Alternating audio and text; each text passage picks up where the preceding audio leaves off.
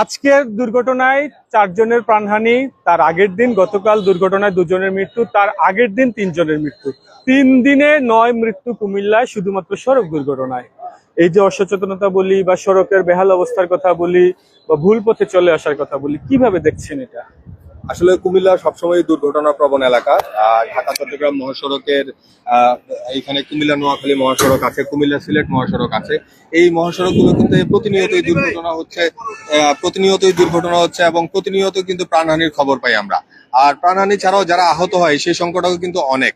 সারা দেশে যে পরিমাণ দুর্ঘটনা ঘটে তার 30 থেকে 40% আমাদের কুমিল্লা অঞ্চলে ঘটে। আর এই দুর্ঘটনা কিন্তু কখনোই কমানো সম্ভব হচ্ছে না, নিয়ন্ত্রণ করা সম্ভব হচ্ছে না।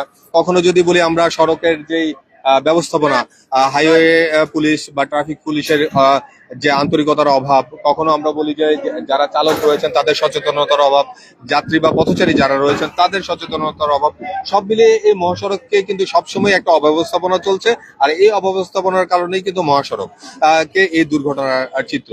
তো কিছুক্ষণ আগে যে দুর্ঘটনাটি ঘটেছে এখানে, সেখানে কিন্তু আমরা শুনেছি যে এখানে দুটি যানবাহন সেটি কিন্তু উল্টো পথে যাচ্ছিল, অর্থাৎ যে ঢাকামুখী লেনের কিন্তু চট্টগ্রামমুখী লেনে যাচ্ছিল, এবং কি প্রাইভেট কারটিও আমরা শুনছি যে তারা আসলে উল্টোমুখী ছিল। এখানে এই ঢাকামুখী লেনে একটি বাস ও উল্টোমুখী যাচ্ছিল, সেটিকে পাশ কাটাতে গিয়ে সঠিক লেনে আসতে থাকা যে কাভার্ড ভ্যানটি সেটি নিয়ন্ত্রণ হারায় এবং ঘটনাস্থলেই কিন্তু একটি পরিবার কিন্তু সম্পূর্ণ শেষ হয়ে গিয়েছে। 2 সন্তান এবং বাবা মা মৃত্যুবরণ করেছে। আর এখন কিন্তু এই যে রেকার দিয়ে এই ভারী যে লরিটি সেটি তোলা সম্ভব হচ্ছে না। ঠিক এখানে যে পাশের যে রেকারের চেইনটি সেটিও কিন্তু ছিঁড়ে গেছে। তো চিন্তা করেন, একটি ভারী যানবাহন যদি মোটামুটি গতি নিয়ে 40 কিলোমিটার গতি নিয়ে এই মহাসড়কে চলাচল করে, আর তার সামনে যদি হুট করে একটি প্রাইভেট কিংবা বাস চলে আসে, তাহলে ভুল পথে চলে আসে, তাহলে এর দায় কে নিবে?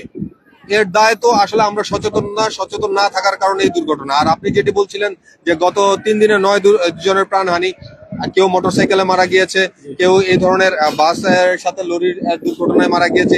এই মৃত্যুর সংখ্যা কিন্তু কোনোভাবেই কমছে না। আজকে আমরা এই দুর্ঘটনার পর যানজট দেখছি, যানজটের বিষয়ে কোনো খোঁজ নিয়েছেন আপনি? আমরা এইমাত্র হাইওয়ে পুলিশের সাথে কথা বলেছি। এই ঢাকামুখী লেনের চট্টগ্রামমুখী লেনের যে ল্যাজ সেটি অলরেডি 10 কিলোমিটার পার হয়ে গিয়েছে।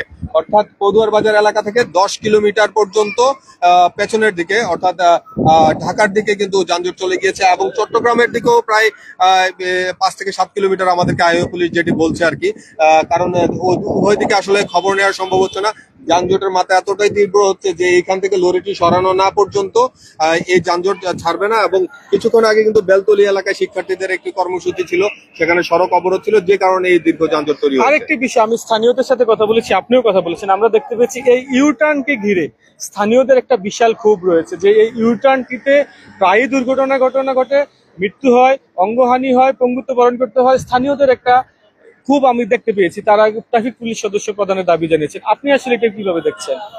দেখুন, এখানে একটি ইউলুপ প্রস্তাবিত আছে, নির্মাণাধীন আছে। এই ইউলুপটি যতদিন পর্যন্ত নির্মাণ না হচ্ছে, এখানে যে দুর্ঘটনার মাত্রা সেটি কমিয়ে আনা কখনোই সম্ভব না। এখানে দুর্ঘটনা ঘটতেই থাকবে। তবে সেটি নিয়ন্ত্রণ করা সম্ভব। কিভাবে সম্ভব? যদি এখানে প্রতিনিয়ত হাইওয়ে পুলিশ সদস্যদের যে টহল কিংবা তাদের যে প্রতিদিনের ডিউটি সেটি যদি এখানে নিশ্চিত করা যায়, অন্তত এইটুকু বলা যায় যে এখানে উল্টো পথে যান চলাচল বা পথচারীদের যে নিয়ন্ত্রণহীন চলাফেরা সেগুলো কমানো সম্ভব হবে। আর এই সব অব্যবস্থাপনা কমানো গেলেই কিন্তু মূলত দুর্ঘটনায় প্রাণহানি কিংবা আহতের সংখ্যা কমে আসবে। আর এখানকার এলাকাবাসীর যে ক্ষোভ বা যাত্রীদের যে ক্ষোভ আমরা দেখেছি, তারা কিন্তু বারবার বলছে যে ইউরোপের কাজটা কেন তাড়াতাড়ি শেষ করা হচ্ছে না। দীর্ঘদিন যাবত এই কাজ চলছে, এই কাজটি শেষ করা হলে কিছুটা হলেও তারা স্বস্তি পাবে। জি, ধন্যবাদ আপনাকে। কথা বলছিলেন তানভীর দীপু। মূলত এই আজকের এই দুর্ঘটনা শুধু ক্ষোভের কারণ নয়, আমরা দেখতে পেয়েছি বিভিন্ন সময় এই স্থানটিতে বেশ কিছু দুর্ঘটনা ঘটেছে, বেশ কিছু প্রাণহানির ঘটনা ঘটেছে। প্রায় অন্তত মাসে গড়ে 2 থেকে 3টি দুর্ঘটনা এই ইউটার্নকে ঘিরে হচ্ছে বলে স্থানীয়রা আমাদেরকে জানিয়েছেন। আমরা গণমাধ্যম কর্মীরা যারা আছি বিভিন্ন সময় সংবাদের কাছে খোঁজ রাখি, আমাদের তথ্যও সেই বিষয়টি আছে। কিন্তু এখানটাকে ঘিরে একটি ইউলুপ করা হচ্ছে বলে আমরা জানতে পেরেছি। এই আমাদের তানভীর বলছিলেন যতক্ষণ পর্যন্ত ইউলুপের কাজ শেষ না হবে ততক্ষণ কিন্তু দুর্ঘটনা কিছু রোধ করা কিছুতেই সম্ভব হবে না। তো এই ছিল আসলে মূলত সর্বশেষ দুর্ঘটনা হয়েছে। একই পরিবারের 4 জনের প্রাণহানি হয়েছে, অনেকে হাসপাতালে কাতরাচ্ছেন। উদ্ধার কার্যক্রম চলছে। মরদেহগুলো রাখা হয়েছে ময়নামতি ক্রসিং হাইওয়ে থানায়। মরদেহের স্বজনদেরকে খবর দেওয়া হয়েছে, তারা আসবেন, তাদের কাছে মরদেহ হস্তান্তর করা হবে। মানুষের যে আহাজারি কান্না, সেই তা চলমানই রয়েছে। যদি মানুষ সতর্ক না হয়, ভুল পথে চলাচল বন্ধ না হয়, চালকরা সচেতন না হয়, মনে হয় না এই দুর্ঘটনা আসলে রোধ করা সম্ভব হবে। এই ছিল সর্বশেষ। পরবর্তীতে আবারও আপনাদের সঙ্গে যুক্ত হব। ভালো থাকুন, সুস্থ থাকুন।